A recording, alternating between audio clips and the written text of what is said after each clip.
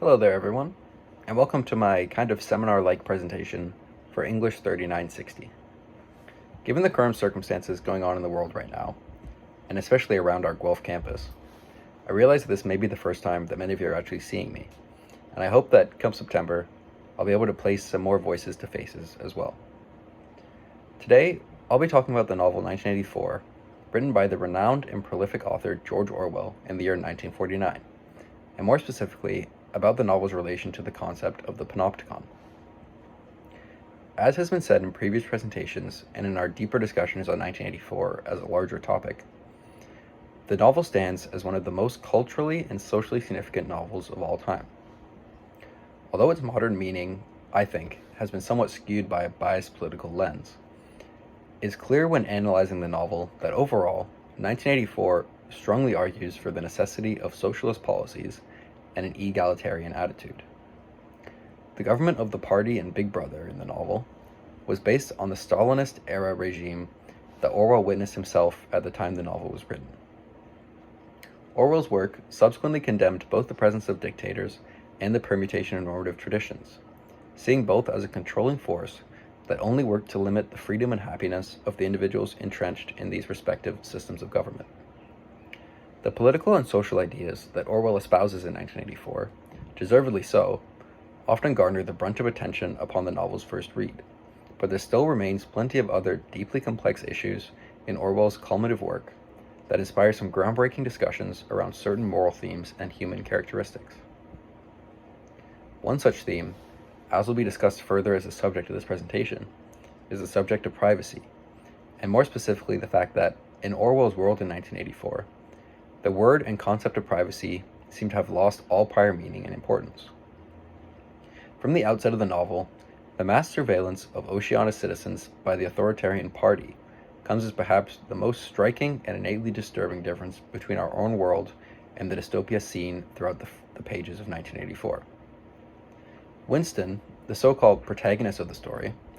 notes this surveillance almost immediately in his narration, describing and introducing the new technological device created by the party, the telescreen,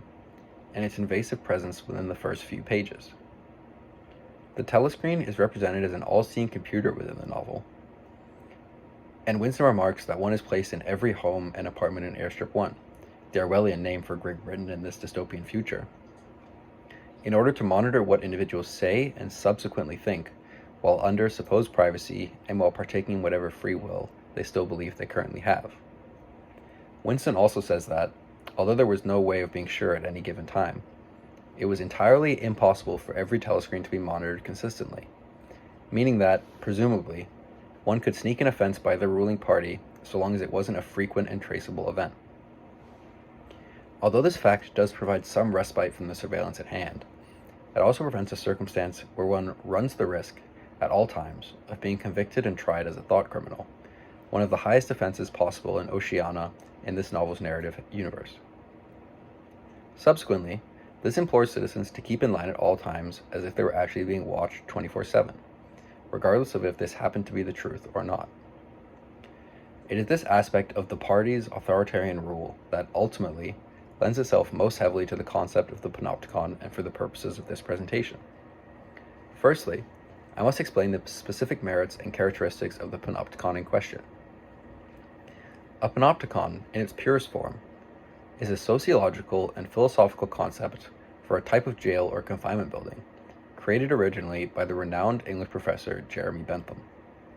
Bentham, an incredibly interesting figure in his own right, detested the supposed merits of authoritarianism and dictatorship, seeing each respectively as an unjust and asymmetric system of government. Bentham's biggest concern about these ideologies, as it seems when delving into his own personal work,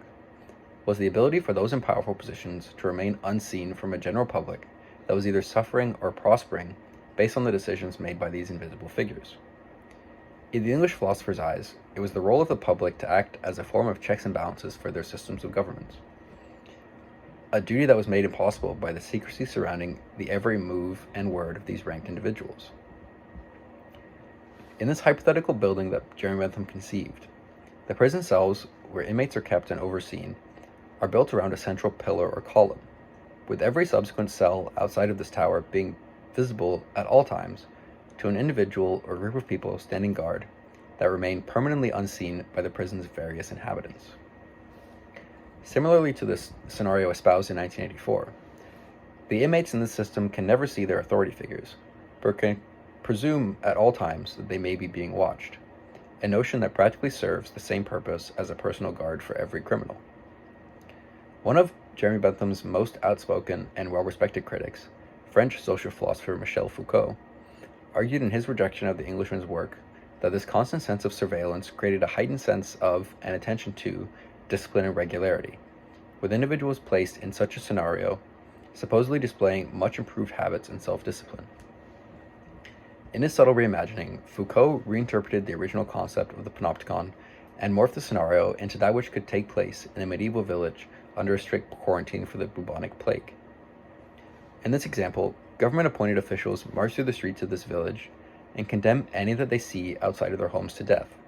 imploring everyone in the town to follow these rules or face the most dire consequences, even if they're somehow able to hide or disguise their deviant actions. Foucault's reimagining of Bentham's scenario still makes a similar argument to Bentham's, however, being that it leads to the surveillance surrounding these individuals in the panopticon to effectively move inside of the individuals themselves. Each inmate or incarcerated individual, subsequently, is held more captive by their need to conform and act correctly than by their physical surroundings around them. This overarching sociological concept is expanded exponentially to a society-wide scale in 1984, but such predictions and visceral depictions of humanity's possible future often lead to fear, as they should, of what reality might befall our future generations. Although this existential crisis is ever present and constantly evolving as new weapons of war and revolutionary social policies begin to take hold, there may be no more correct of a prediction to be made in the history of dystopian literature than the model of the culturally accepted panopticon that has, in many ways, spurred itself from the pages of Orwell's novel and cemented its roots within the fabric of our social reality. In the modern world, the tower at the center of the panopticon, the center of our government-run system for surveilling its citizens, stands as the mobile phone, laptop, or any other device that has consistent internet access. Since the advent of the mobile phone, in particular for this discussion, individuals placed in positions of power, whether this be societally or simply within the boundaries of their own family homes, have been attempting to use this technology as a tool for surveillance. Although it proves handy in a pinch, the Find My iPhone feature on many new Apple products is, in effect, a form of GPS tracking and a prime example of how invasive and creepy the properties of technology repeatedly prove to be.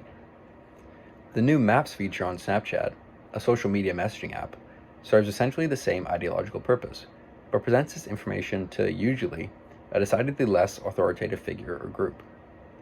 These examples, as well as countless more that bear not thinking about, most alarmingly track an individual's whereabouts and always keep tabs on their location. But there are many more invasive tools at work in the modern marketplace of technologies that attempt to, as the party does in 1984, track and control people's thoughts, desires, and personal values.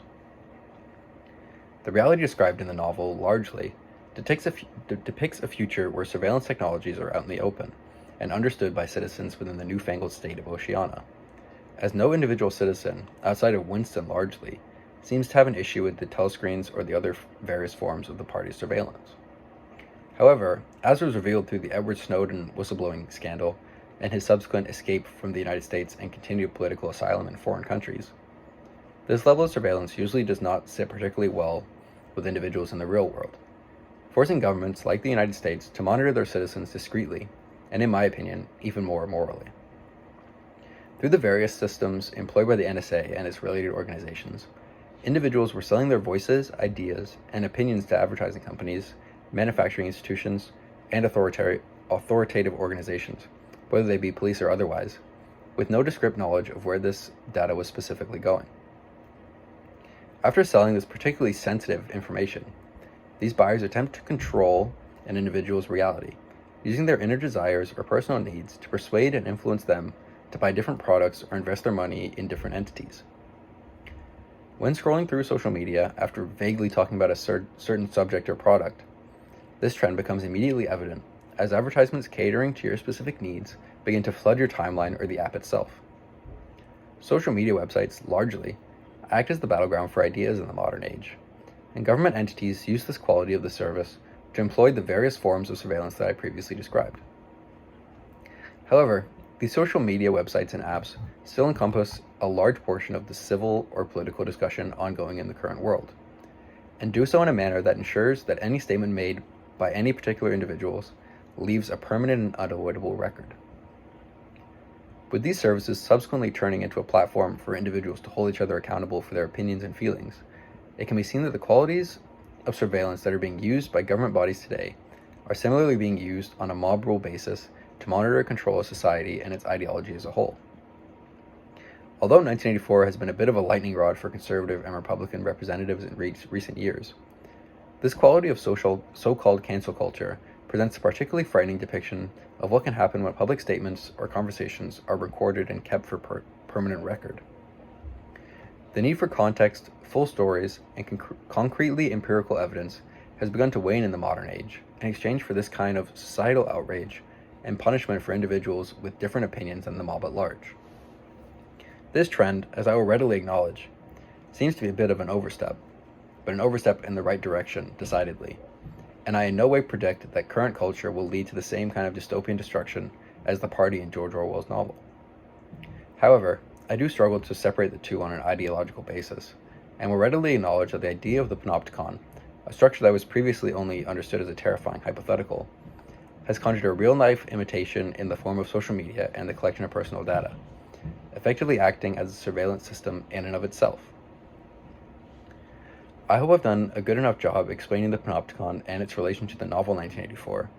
as I personally found this topic as equal parts interesting and complex in its own right.